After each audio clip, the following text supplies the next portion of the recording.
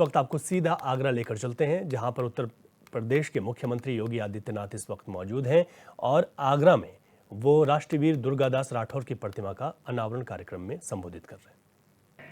क्या श्रद्धा का भाव है और यही भाव व्यक्त करने के लिए आज मैं आपके पास आया हूं। हमें इन महापुरुषों के प्रति वही श्रद्धा और सम्मान का भाव रखना होगा। मैं राठौर समाज को इस बात के लिए अभिनंदन करूंगा। Doctor GS. धर्मेश जी के साथ में लोग आए थे। मेरा प्रयास था कि मैं 13 तारीख को यहां पे आऊं, लेकिन हर घर तिरंगा कार्यक्रम के एक बड़े अभियान में प्रधानमंत्री जी के आह्वान के साथ जुड़े होने के नाते उस समय नहीं समय निकाल पाया। लेकिन मैंने कहा कि जाऊंगा तो जरूर जाऊंगा, क्योंकि लगता है 10 वर्ष से यह मूर्ति मेरा ही इंतजार कर रही थी।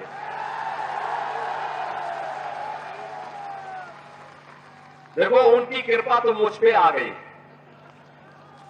कि 10 वर्ष से मूर्ति इंतजार कर रही थी और मुझे भी समय कब मिला, जो हमारा सबसे पावन दिन है, जिस दिन कृष्ण कन्हैया आए थे। तो कृष्ण कन्हैया का जन्म हो रहा है। हम राष्ट्रवीर दुर्गादास राठौर को आगरा में उनकी भव्य प्रतिमा का लोकार्पण के कार्यक्रम के साथ जुड़ रहे हैं। बहनों और भाइयों, राष्ट्र से बढ़कर के कुछ नहीं हो सकता, कुछ नहीं हो सकता। और राष्ट्र तब सशक्त होगा जब हम एक रहेंगे, नेक रहेंगे, तभी नेक रहेंगे। बटेंगे तो कटेंगे। आप देख रहे हैं ना, बांग्लादेश में देख रहे हो ना, तो वो गलतियां यहां नहीं होनी चाहिए। बटेंगे तो कटेंगे, एक रहेंगे तो नेक रहेंगे, सुरक्षित रहेंगे और समृद्धि की पराकाष्ठा को पहुंचेंगे। हमें विकसित भारत की संकल्पना को साकार करने के लिए कार्य करना है। मैं एक बार फिर से राष्ट्रवीर दुर्गादास राठौर जी के इसी चरणों में कोटि कोटि नमन करते हुए आज उनकी भव्य प्रतिमा यहां पे लगी है। राष्ट्र के प्रति समर्पण और श्रद्धा का भाव जिन्होंने अपने शौर्य और पराक्रम से दिया था, वह श्रद्धा का भाव हमारे मन में सदैव बना रहे। इस विश्वास के साथ आप सबको एक बार फिर से जन्माष्टमी की इस पावन तिथि पर हृदय से बधाई देता हूं। अपनी मंगल कामनाएं आप सबके प्रति व्यक्त करता हूं। कृष्ण कन्हैया से, राधा रानी से ही प्रार्थना करता हूं कि आपकी मनोकामना को पूर्ण करें, आपके जीवन में सुख और समृद्धि लाए। आप सबके प्रति आज की इस पावन तिथि की हृदय से बधाई और मंगल में शुभकामनाएं। धन्यवाद। जय हिंद। और आगे बढ़ेंगे। सिद्धार्थनगर से बड़ी खबर आ रही है। कूड़े के ढेर में फेंकी मिली सरकारी दवाइयां। स्वास्थ्य विभाग की लापरवाही सामने आई है। दवाइयों का वीडियो भी वायरल हो गया है। नौगढ़ के सरस्वती स्कूल मंदिर के पास ये दवाइयां मिली हैं। सरकारी दवाइयां कूड़े के ढेर में फेंकी हुई मिली। यहाँ पर स्वास्थ्य विभाग की बड़ी लापरवाही सामने आई है। तस्वीर देखिए, ये सरकारी दवाइयां हैं जिनको कूड़े के ढेर में फेंका गया। अब इसके पीछे क्या पूरी वजह है, जांच का विषय है, लेकिन यहाँ पर स्वास्थ्य विभाग की ओर से बड़ी लापरवाही सामने आई है। विभिन्न प्रकार की ये दवाइयाँ हैं। सिद्धार्थनगर में कूड़े के ढेर के पास फेंकी हुई ये सरकारी दवाइयाँ मिली हैं, जिसका वीडियो भी सामने आ गया है। तो आपको बता दें कि जो दवाइयाँ हैं, सरकारी दवाइयाँ ये हैं जिनको कूड़े के ढेर में फेंका गया। और नौगढ़ के सरस्वती स्कूल मंदिर के पास कूड़े के ढेर में ये दवाइयाँ मिली हैं। सिद्धार्थनगर से बड़ी खबर आपको बता रहे हैं। कूड़े के ढेर में सरकारी दवाइयों का फेंकने का मामला सामने आया है।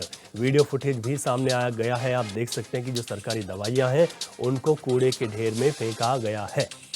तो स्वास्थ्य विभाग पर बड़े सवाल खड़े होते हैं कि आखिर इतनी लापरवाही क्यों।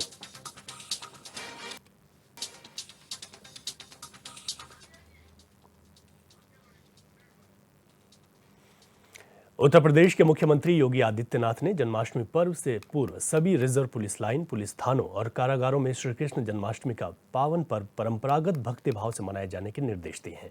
उसके बाद प्रदेश के सभी थानों, पुलिस लाइन्स, कारागारों में सजा दिया गया है। बहुजन समाज पार्टी के सरकार में कृष्ण जन्मोत्सव मनाने पर पुलिस लाइन, कारागार, थानों पर रोक लगाई गई थी, लेकिन जब मुख्यमंत्री ने निर्देश जारी किए तो उसके बाद और रौनक हर पुलिस लाइन, थाने और कारागारों में देखने को मिल रही है।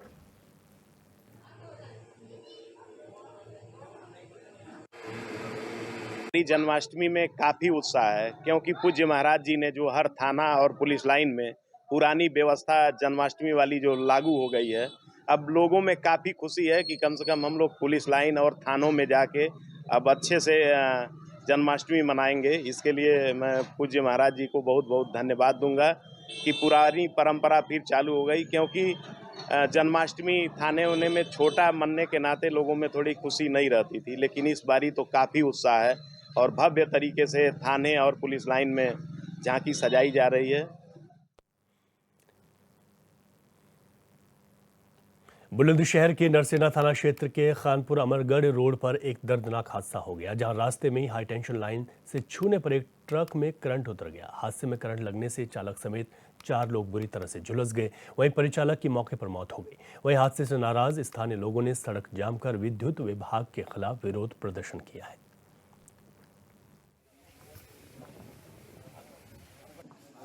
304 लाइन नंगलियासू खानपुर वाले रोड पे हैं, जिनकी ऊंचाई रोड सू मात्र 1516 फीट है। ऊंचा कोई भी व्हीकल यहाँ से गुजरता है तो उससे तार टच होते हैं। अब से पहले कम से कम 10 बार जेई और बिजली विभाग के अन्य अधिकारियों को कई बार लिखित में कंप्लेंट दे चुके हैं। कोई भी कार्रवाई ना होने के कारण आज इसका परिणाम ये हुआ है कि एक ट्रक निकल के जा रहा था, खाली ट्रक था, खानपुर से अमरगढ़ की ओर जाते हुए वो ऊपर 11,000 की लाइन में टच हो गया। टच होने के कारण एक आदमी की मृत्यु हो गई, 3 आदमी हॉस्पिटलाइज हैं, 2 उनमें गंभीर रूप से घायल हैं। और जी हम इनके मृतक के परिवार को कुछ आर्थिक सहायता सरकार की ओर से या बिजली विभाग की ओर से कर दी जाए, और जी ये डेड बॉडी तभी उठेगी तब। श्री कृष्ण जन्माष्टमी को लेकर हरिद्वार के सभी मंदिरों को भव्य तरीके से सजाया गया है। मंदिर समितियों ने इस विशेष दिन को और भी खास बनाने के लिए खास इंतजाम किए हैं। बड़ी संख्या में श्रद्धालु मंदिरों में दर्शन के लिए पहुंच रहे हैं। हरिद्वार के ज्योतिषाचार्य पंडित मनोज त्रिपाठी के अनुसार इस बार श्री कृष्ण जयंती योग बन रहा है। कई हजार साल बाद ऐसा संयोग पड़ा है।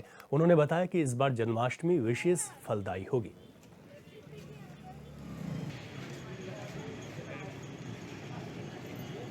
बार तो अति उत्तम श्री कृष्ण जयंती योग पड़ रहा है, अर्थात चंद्रोदय व्यापनी रोहिणी नक्षत्र रात को 12 बजे उपस्थित है। वही वार पड़ रहा है, वही तिथि पड़ रही है जिस दिन भगवान श्री कृष्ण का जन्म हुआ था। इस योग का नाम ही रोहिणी नक्षत्र में कृष्ण जयंती योग कहलाता है। और ऐसा दुर्लभतम योग कई हजार वर्ष बाद पड़ा है और भगवान श्री कृष्ण स्वयं जन्म लेंगे, ये मान लीजिए। इस समय जो धरातल के ऊपर कली का प्रभाव चल रहा है, लोगों के मनों में मालिन्य बना हुआ है, लोग परेशान हैं, आपस में झगड़े, छत्र जितने लोगों के गिर रहे हैं, सत्ताएं बदल रही हैं, राजनेताएं कष्ट में हैं, लड़ाई चल रही है, ये उस समय पे योग पड़ना और भगवान श्री कृष्ण की जन्माष्टमी पे इसका इतना सुंदर प्रभाव पड़ने वाला है कि बहुत हद तक युद्ध को एक तरफा निमटाने की तरफ चला जाएगा। पहाड़ों में हो रही लगातार बारिश का असर मैदानी इलाकों में भी देखने को मिल रहा है। बारिश की वजह से हरिद्वार में सिद्धपीठ मां सुरेश्वरी देवी का मुख्य मार्ग बाधित हो गया, जिसकी वजह से श्रद्धालुओं को काफी दिक्कतों का सामना करना पड़ रहा है। वहीं राजाजी टाइगर रिजर्व प्रशासन ने श्रद्धालुओं की सुरक्षा को ध्यान में रखते हुए सुरेश्वरी देवी मंदिर के रास्ते पर जाने पर रोक लगा दी है। फिलहाल 2 पहिया वाहनों को मंदिर तक जाने की अनुमति दी गई है, जबकि बड़े वाहन की आवाजाही पर पूरी तरीके से रोक है।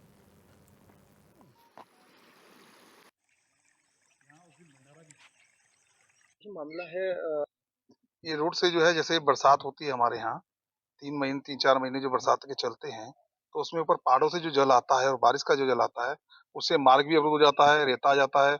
और अब तो आपने देखा होगा रास्ते में सड़कें भी बहुत जगह टूट चुकी हैं और जिसमें दर्शनार्थियों को बहुत दिक्कत होती है। तो मंदिर समिति द्वारा फिर भी आदमी को लगा के इतना रास्ता कराते हैं कि जिसमें 2 व्हीलर मंदिर तक दर्शनार्थी 2 व्हीलर से आगे दर्शन कर सकते हैं। अब ये नवरात्रों से पहले वो रास्ता हम नवरात्रों से पहले चालू कराएंगे, क्योंकि अभी हम रास्ता ठीक करा दें तो बरसात अगले दिन आती है तो फिर रास्ता खराब हो जाता है। दीपक, रास्ते में भाई साहब बरसात होने के कारण रास्ता थोड़ा बाधित है और थोड़ा पानी भी है वहाँ पे, और ऊपर से जो है बरसात में पानी के साथ साथ रेत आया हुआ है, जिससे श्रद्धालुओं को काफ़ी समस्या है आने जाने में आ रही है। कार तो देखो जाना मुमकिन ही नहीं है, लेकिन बाइक तो आसानी से लगभग चली जा रही है। थोड़ा रास्ते में दिक्कत है, लेकिन इतनी ज़्यादा भी नहीं है कि नहीं आ जा सकते।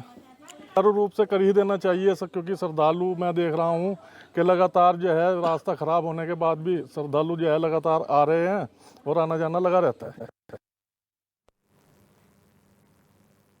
लखपति दीदी योजना के तहत सरकार 2 करोड़ महिलाओं को प्रशिक्षित करने की योजना बना रही है। वहीं हरिद्वार में भी केंद्र सरकार की इस पहल को लेकर महिलाओं में काफी उत्साह है। यहां विकास भवन सभागार में उत्तराखंड राज्य ग्रामीण आजीविका मिशन के तहत 1 दिवसीय लखपति दीदी परीक्षण कार्यशाला का आयोजन हुआ, जिसमें महिलाओं को लखपति बनाने और व्यवसाय को और ज्यादा उन्नत बनाने के तरीकों के बारे में बताया गया। साथ ही उन्हें प्रमाण पत्र भी वितरित किए गए हैं। IIT मद्रास के दौरान हुई आपकी दोस्ती। हमारे यहाँ बादराबाद ब्लॉक में ग्रोथ सेंटर सरस मार्केट में हम सब महिलाएं काम करती हैं और हम आजीविका से जुड़े हुए हैं। सभी महिलाएं अपना अपना अलग अलग कार्य करती हैं। हम लखपति दीदी हैं जो जिनकी इनकम 1 लाख से ऊपर है। इस सरकार ने इतना लाभ पहुंच रहा है, हमें सब लाभ मिला है इसमें। हमारे NRLM जो परियोजना से जुड़े हैं, हमें सबको RF, CIF वो सारी योजनाओं का लाभ मिल रहा है। हमें रोजगार प्राप्त हुआ है महिलाओं को। इससे हम आत्मनिर्भर सशक्त ही बन रहे हैं, क्योंकि महिलाओं को काम करने का अवसर मिला है समूह के माध्यम से ही। तो समूह के माध्यम से हम महिलाएं जुड़कर रोजगार कर रही हैं। आज का कार्यक्रम एक तो माननीय प्रधानमंत्री जी का मन की बात कार्यक्रम था, जो कि रविवार को होता है देश को संबोधित। उसमें हमारी सारी लखपति दीदी महिलाओं को CLF स्तर पर और विकासखंड और जनपद स्तर पर बुला करके उन्हें उस वेबकास्ट को दिखाया जाना था।